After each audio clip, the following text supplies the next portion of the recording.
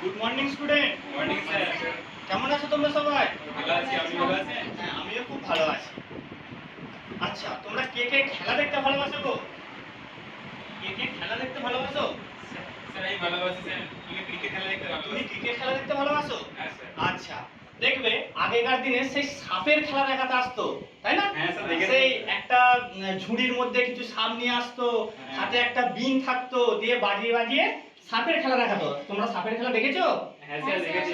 সাপের খেলা দেখতে দেখবে অনেকগুলো সাপকে ওরা হচ্ছে ঝুড়ির মধ্যে রেখে দেয়, আর তাদের প্রয়োজন মতো সাপগুলোকে বের করে এবং খেলা দেখায়, তাই তো? হ্যাঁ স্যার। আর খেলা দেখানোর পরে দেখবে বলে না যে তোমরা বাড়ি থেকে আলু চাল নিয়ে এসে এই সাপকে দাও, না হলে রাত্রের বেলায় সাপ তোমাদের বাড়িতে চলে যাবে, হ্যাঁ। বলে তো? হ্যাঁ স্যার, বলতো না? হ্যাঁ স্যার, বলে। হ্যাঁ। আচ্ছা, এই যে সাপ যদি কামড়ায় তাহলে কি হতে পারে?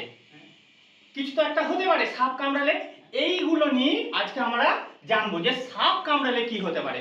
সেই রকম দেখবে আমাদের পরিবেশ বইয়ে দেখবে বিষয়টা হচ্ছে পরিবেশ বই। আমাদের পরিবেশ দেখবে বইটা আমাদের পরিবেশ পরিবেশ দেখবে 94 পাতায় আছে যে সাপের কামড় থেকে সাবধান বলে একটা ঘটনা বলে দিয়েছে না।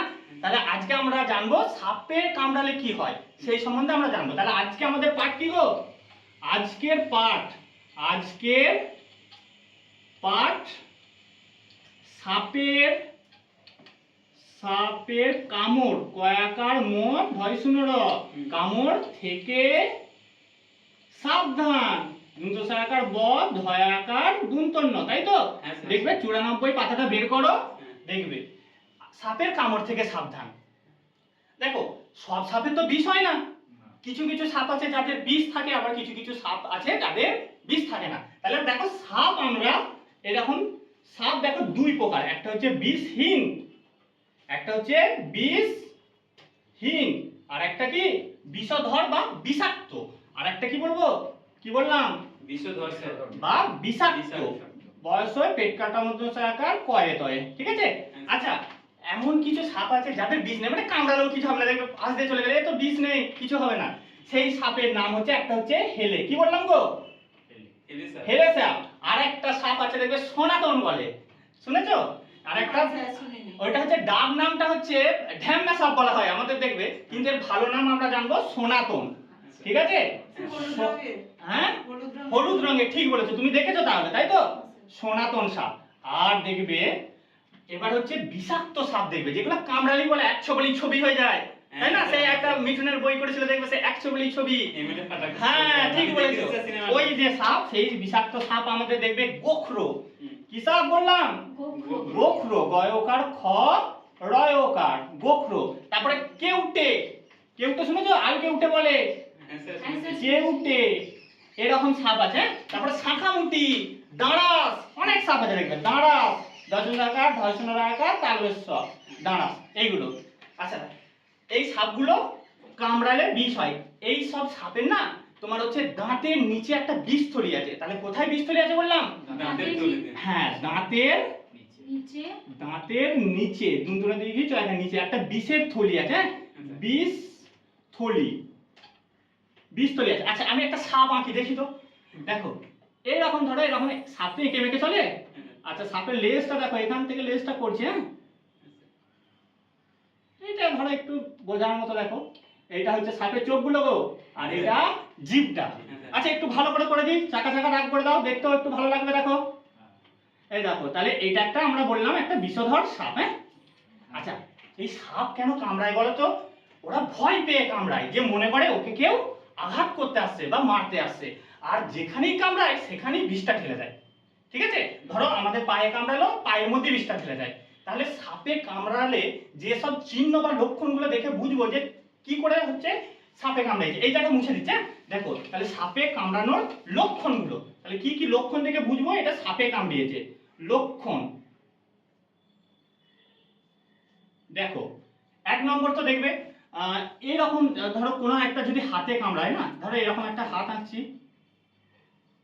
এটা ধরো আঙ্গুল, এখানটা করে ধরো সাপে কামড়াচ্ছে, দেখবে দুটো ঠিক সমান মাপের ছিদ্র থাকে, দেখবে ওদের তো দাঁত সামনে এরকম দুটো একদম ছিদ্র থাকবে, তাহলে ওইটা সূক্ষ্ম, এটা দেখে বুঝতে পারবে না, কিন্তু যখনই কামড়াবে না সেখানটা জ্বালা করবে। কি করবে?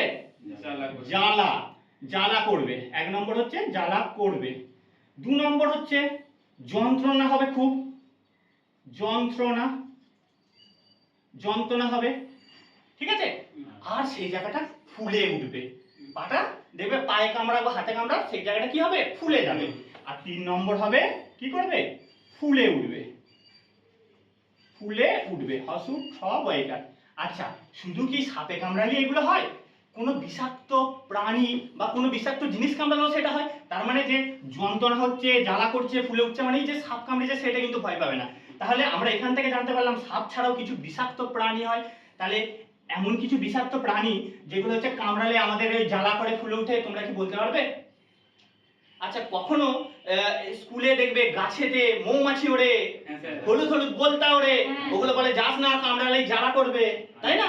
তার মানে ওই সব বিষাক্ত প্রাণী হচ্ছে এক নম্বর তুমি বলতে পারো বলতা, বলতা। তারপরে হচ্ছে স্যার মৌমাছি, মৌমাছি। আচ্ছা, মৌমাছি থেকে আমরা কি পাই গো? মধু পাই, তাই না? বলতা, মৌমাছি, আরো আছে লাল পিঁপড়ে দেখবে, তাই তো? ওদের হচ্ছে সব হুলে বা দাঁতে বিষ আছে। আচ্ছা, আজকে আমরা জানবো তাহলে হচ্ছে সাপে কামড়ালে আমাদের কি করা উচিত।